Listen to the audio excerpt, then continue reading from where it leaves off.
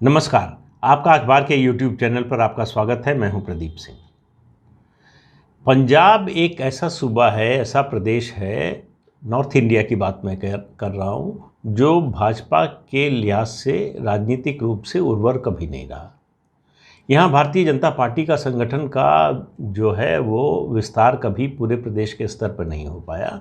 BJP मुख्य रूप से यहाँ पर शहरी हिंदू मतदाताओं की पार्टी रही है। गांव में उसका बहुत ज़्यादा प्रभाव नहीं रहा कभी। और अकाली दल से गठबंधन के कारण ये इसमें कोई परिवर्तन भी नहीं हो पाया। अकाली दल से गठबंधन बीजेपी ने राजनीतिक फ़ायदे से ज़्यादा राष्ट्रीय हित को ध्यान में रखकर किया।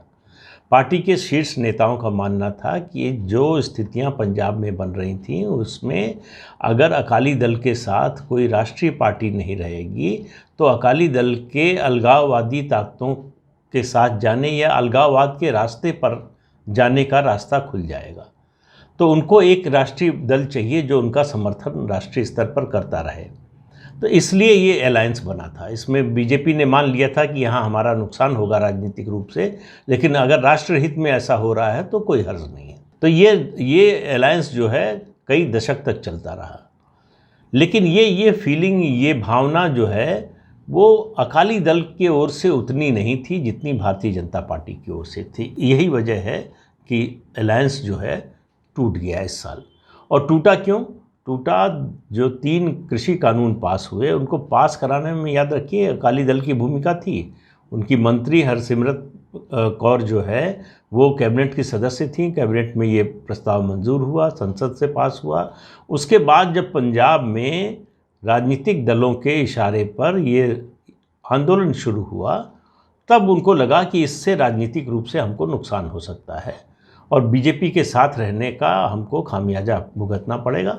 तो वो उन्होंने अलायंस इस बात पर तोड़ दिया। अब ये कोई ऐसा मुद्दा नहीं था तोड़ने का, लेकिन उन्होंने तोड़ दिया इस उम्मीद में कि 2022 के विधानसभा चुनाव में इससे उनको फ़ायदा मिलेगा। तो फ़ायदा मिलता हुआ तो नहीं दिख रहा है, लेकिन हो सकता है नुकसान शायद कुछ कम हो। लेकिन अभी जो स्थिति है, राजनीतिक परिस्थिति है पंजाब में, उसमें अकाली दल की स्थिति में कोई सुधार हो रहा हो ऐसा नज़र नहीं आ रहा। लेकिन आज बात अकाली दल की नहीं, बीजेपी की हो रही है। अब बीजेपी के सामने प्रश्न है कि चुनाव से 6 महीने पहले उसको पार्टी को नए सिरे से खड़ा करना है। ऐसे में प्रधानमंत्री नरेंद्र मोदी ने एक फैसला किया, एक निर्णय लिया, बल्कि कहें एक नियुक्ति की है, जिससे बहुत से लोगों के मन में बहुत सारे सवाल उठ रहे हैं। ये नियुक्ति है अल्पसंख्यक आयोग के अध्यक्ष की। इस पद पर इकबाल सिंह लायलपुरा की नियुक्ति हुई है, जो पूर्व IPS ऑफिसर है। उनके बारे में लोग बाकी कुछ जानते हो नहीं जानते हो, एक बात सब लोग जानते हैं कि वो वही पुलिस अधिकारी थे जिन्होंने भिंडरांवाले की गिरफ्तारी की थी। जर्नैल सिंह भिंडरांवाले की जब गिरफ्तारी होनी थी तो उन्होंने शर्त रखी थी कि उनकी गिरफ्तारी करने के लिए कोई सिख पुलिस अधिकारी आएगा। तो इकबाल सिंह लायलपुरा को उस समय भेजा गया था। उन्होंने गिरफ्तारी की थी, ये बात सबको पता है। इस बात का जिक्र मैं इसलिए कर रहा हूँ कि देखिए, पंजाब की राजनीति में कोई पार्टी कुछ भी बोलती हो, और इसमें सब पार्टियाँ शामिल हैं, कुछ भी बोलती हो, लेकिन जो भी सिख हैं उनमें ज़्यादातर, मैं 100% नहीं कहूँगा, लेकिन ज़्यादातर ऐसे हैं जो भिंडरांवाले के खिलाफ नहीं बोलना चाहते। जो राजनीति में हैं उनसे आप ये कहलवा नहीं सकते कि भिंडरांवाले आतंकवादी था। तो ऐसे में एक ऐसे अधिकारी को इतने बड़े पद पर नियुक्त किया जाना, जिसके बारे में ये छवि हो कि इसने भिंडरांवाले को गिरफ्तार किया था, जिस भिंडरांवाले के प्रति एक सिंपैथी का भाव हो राजनीतिक दलों में, आम सिखों में। तो क्योंकि ये देखिए, ये इकबाल सिंह लायलपुरा तीसरे ऐसे अध्यक्ष हैं जो गैर मुस्लिम हैं। 1978 में अल्पसंख्यक आयोग बना था, जनता पार्टी की सरकार थी, मोरारजी प्रधानमंत्री थे, उस समय बनाया गया था। और पहले इसके अध्यक्ष बने थे मीनू मसानी। मीनू मसानी जो है बड़े तेज़ तर्रार और बड़े अच्छे सांसद थे, अच्छे नेता थे, पारसी थे धार्मिक रूप से अगर उनकी पहचान बताएं तो। लेकिन 3 महीने में उन्होंने इस्तीफ़ा दे दिया। उन्होंने कहा कि भाई ये तय हुआ था कि अल्पसंख्यकों से जो भी जुड़े हुए मामले होंगे उन पर कोई कानून लाने से पहले, कोई फैसला करने से पहले अल्पसंख्यक आयोग की राय ली जाएगी, उससे मशवरा किया जाएगा। और ऐसा नहीं हुआ, इसलिए मेरे बने रहने का कोई मतलब नहीं है। उन्होंने इस्तीफ़ा दे दिया। मीनू मसानी 1957 से 1970 तक सांसद रहे। 1971 में उन्होंने राजनीति से संन्यास ले लिया। अब ये बड़ी अजीब बात है, भारतीय राजनीति में कोई संन्यास लेता नहीं है। मीनू मसानी उन चंद लोगों में हैं जिन्होंने सक्रिय रहते हुए, जब वो रह सकते थे तब जो है राजनीति से संन्यास ले लिया। उसके बाद अटल बिहारी वाजपेयी के कार्यकाल में सरदार तरलोचन सिंह को अल्पसंख्यक आयोग का अध्यक्ष बनाया गया और अब जो है इकबाल सिंह लायलपुरा बने। तो क्यों ऐसा अपॉइंटमेंट किया मोदी ने, क्यों ऐसा सोचा? देखिए, मैंने शुरू में जो आपसे बात कही कि क्यों अकाली दल से अलायंस किया बीजेपी ने, नेशनल इंटरेस्ट को ध्यान में रखते हुए। और मोदी को जो लोग जानते हैं, उनकी राजनीति को जो जानते हैं, वो धारा के साथ बहने वालों में नहीं है। वो धारा के विपरीत चलने का प्रयास करते रहते हैं। जो सहज है, जो आसानी से हो सकता है, उसकी बजाय जो मुश्किल हो जिसको करने में, उसको वो करने की कोशिश करते हैं।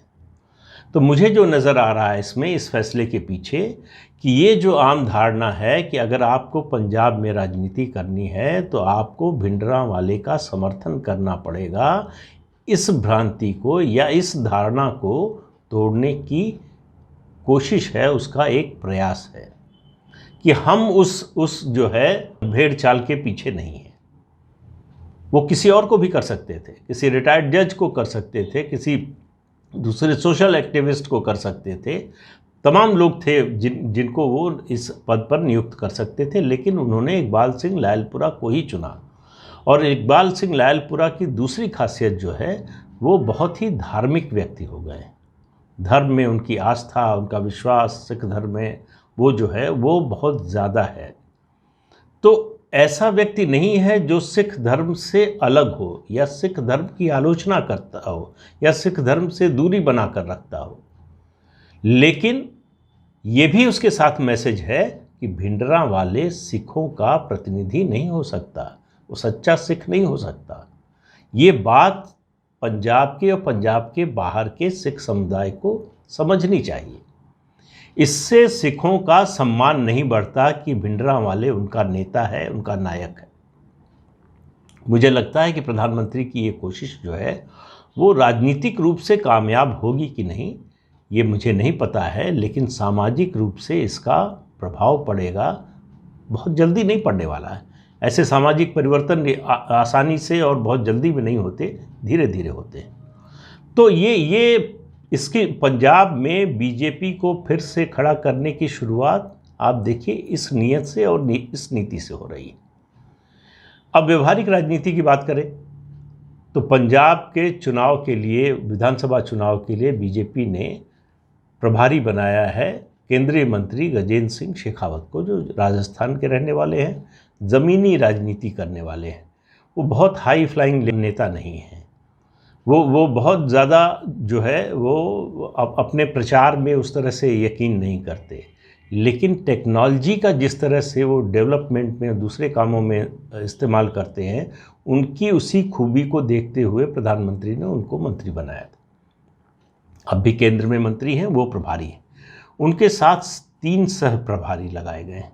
एक केंद्रीय मंत्री हरदीप सिंह पुरी जो कैबिनेट मिनिस्टर हैं, पेट्रोलियम के भी मंत्री हैं और शहरी विकास मंत्री भी हैं। उसके अलावा मीनाक्षी लेखी जो विदेश राज्य मंत्री हैं, और तीसरे दुष्यंत गौतम जो महामंत्री हैं और हरियाणा के रहने वाले हैं। इन 3 लोगों को सह प्रभारी बनाया गया है। अब आप देखिए ये जो शुरुआत हुई है, इसमें आप देखिए कि हरदीप सिंह पुरी 2019 में अमृतसर से लोकसभा का चुनाव लड़ चुके हैं और वो हार गए। दूसरी बात कि वो भारतीय विदेश सेवा के अधिकारी रहे हैं, लेकिन छात्र जीवन से एबीवीपी से जुड़े रहे हैं। इसी तरह से बाकी लोगों के बारे में आपको पता है, मीनाक्षी लेखी के बारे में पता है, दुष्यंत गौतम के बारे में भी पता है। अब सोमवार को एक और चीज़ हुई। देश के पूर्व राष्ट्रपति ज्ञानी जैल सिंह के पोते इंद्रजीत सिंह ने भारतीय जनता पार्टी की सदस्यता ग्रहण कर ली। इस मौके पर राष्ट्रीय अध्यक्ष जेपी नड्डा भी मौजूद थे, हरदीप सिंह पुरी भी मौजूद थे, सरदार आरपी सिंह भी मौजूद थे और कई नेता वहाँ पर उपस्थित थे।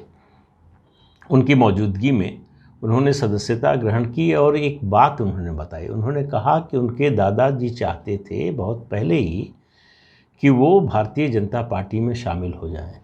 उस समय इंद्रजीत सिंह फिल्मों में काम कर रहे थे, तो उनको बुलवाया था राष्ट्रपति रहते हुए और भेजा था अटल बिहारी वाजपेयी और लाल कृष्ण आडवाणी से मिलने के लिए। उनसे मिलो और बात करो। उन्होंने कहा कि 1993 के चुनाव में उन्होंने मदन लाल खुराना के लिए प्रचार भी किया था। 1993 में ही बीजेपी दिल्ली में सत्ता में आई थी, मतलब उनकी वजह से नहीं, सत्ता में आई थी, उसके बाद से कभी आई नहीं। 1993 में एक और चीज़ हुई थी कि बीजेपी ने इंद्रजीत सिंह को टिकट दिया था महेंद्र सिंह साथी जो कांग्रेस के नेता थे उनके खिलाफ, लेकिन उन्होंने लड़ने से मना कर दिया। क्यों मना कर दिया? क्योंकि वो भी रामगढ़िया समाज से आते हैं।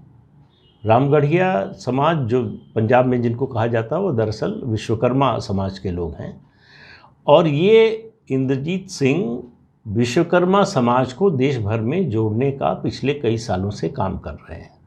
इनके इसी काम को देखकर इनको बीजेपी में शामिल कराया गया। इस बात को उन्होंने कहा भी कि जेपी नड्डा से वो मिले थे तो उन्होंने उनके काम के बारे में पूछा, जब बताया तो उन्होंने पता किया, उसके बाद फिर उन्होंने ऑफ़र दिया कि आप बीजेपी में शामिल हो जाइए। 2019 में ज्ञानी जैल सिंह के दामाद भी बीजेपी में शामिल हो चुके हैं। ये जो रामगढ़िया समाज है ये पिछड़ा वर्ग से आते हैं, ये लोग पिछड़ा वर्ग में आते हैं ये लोग, और इस समाज से पहले और आखिरी मुख्यमंत्री पंजाब के ज्ञानी जैल सिंह बने थे, उसके बाद वो राष्ट्रपति भी बने। तो इनका वोट बेस जो है पंजाब में अच्छा खासा है, लेकिन वहाँ सबसे ज़्यादा जो आबादी है वो दलितों की है। इस लिहाज से भी बीजेपी जो है उस अभी कोई फैसला नहीं हुआ, विचार विमर्श चल रहा है कि दिल्ली से जो सांसद हैं हंसराज हंस, वो इसी समाज से आते हैं, उनको क्यों न मुख्यमंत्री के रूप में पेश किया जाए। लेकिन करेगी पार्टी नहीं करेगी ये पता नहीं है। लेकिन इस सब से एक बात निकल कर आती है कि प्रधानमंत्री नरेंद्र मोदी के दिमाग में एक सामाजिक समीकरण बनाने का, देखिए वही जो मैंने उत्तर प्रदेश के बारे में कहा था कि 3 टियर फॉर्मूला है, आपको यहाँ भी नज़र आएगा कि सामाजिक समीकरण बनाओ। फिर उन्होंने सरकारी घोषणाओं योजनाओं के जरिए जो काम हो रहा है उससे इसको पुख्ता करने की कोशिश पहले से शुरू हो चुकी है। करतारपुर कॉरिडोर, उसमें प्रधानमंत्री अगर रुचि न लेते, अगर अपना इंटरेस्ट न दिखाते तो शायद वो साकार ना हो पाता। सिखों की ये बड़े लंबे समय से मांग थी आज़ादी के बाद से, उसको उन्होंने पूरा किया। अभी हाल ही में जलियांवाला बाग का जिस तरह से रेनोवेशन हुआ है, वहाँ जो स्थिति थी वहाँ पर कूड़ा पड़ा रहता था, बिल्डिंग गिर रही थी, तमाम तरह की गंदगी थी, सब कुछ था, वो सब ठीक करके अब आप देखिए हज़ारों लोग लाखों लोग आते हैं वहाँ, देश से दुनिया भर से वहाँ पर। अब वो देखने लायक दर्शनीय स्थल बन गया है, जो हमारे देश के इतिहास के लिए की एक बहुत ही महत्वपूर्ण घटना थी। वो काम किया। उसके अलावा सभी सिख तीर्थों से जोड़ने के लिए ट्रेन चलाई जा रही है। इस तरह के तमाम काम जो सरकार के स्तर पर हो सकते हैं वो किए जा रहे हैं। फिर प्रधानमंत्री का सिखों के प्रति अनुराग, जिस तरह से वो पटना में प्रकाश दिवस पर पहुँचे, उसके अलावा दिल्ली के गुरुद्वारे में अचानक एक दिन सुबह सुबह पहुँच गए। फिर उनका जुड़ाव जो पंजाब से रहा है महामंत्री रहते हुए, प्रकाश सिंह बादल से उनके बहुत अच्छे संबंध थे, हालांकि अब पार्टी से नाता टूट गया। लेकिन उस सब को देखते हुए पंजाब में बीजेपी एक नए सामाजिक समीकरण के साथ राजनीति की शुरुआत करने जा रही है। उसको बहुत बड़ी सफलता मिल जाएगी 2022 में, ऐसी कोई उम्मीद नहीं है, लेकिन उसकी नींव तैयार की जा रही है। तो इसलिए जिन लोगों को आश्चर्य हो रहा था कि इकबाल सिंह लायलपुरा की नियुक्ति क्यों हो रही है, उनको समझना चाहिए कि नरेंद्र मोदी की राजनीति सरल और आसान रास्ते पर चलने वाली नहीं है। वो राजनीति के साथ उनको वोट भी चाहिए, राजनीतिक दल है, चुनाव लड़ते हैं, सरकार बनती है तो वोट तो चाहिए ही, लेकिन वोट के साथ साथ उनकी नज़र एक सामाजिक बदलाव पर भी रहती है। समाज का मानस बदले और सकारात्मक रूप से बदले, इस पर भी नज़र रहती है। इकबाल सिंह लायलपुरा की नियुक्ति को उसी रोशनी में, उसी दृष्टि से देखा जाना चाहिए। राजनीतिक फ़ायदा हो ना हो वो बात की बात है, हो बहुत अच्छी बात है, नहीं हो तो भी कोई बात नहीं। लेकिन अगर आप देश और समाज के बारे में सोचते हैं तो मुझे लगता है ये ज़्यादा अच्छी बात और ज़्यादा बड़ी बात है। तो आज के अंक में इतना ही। अगले अंक में फिर मिलेंगे किसी नए मुद्दे के साथ। तब तक के लिए इजाज़त दीजिए। नमस्कार।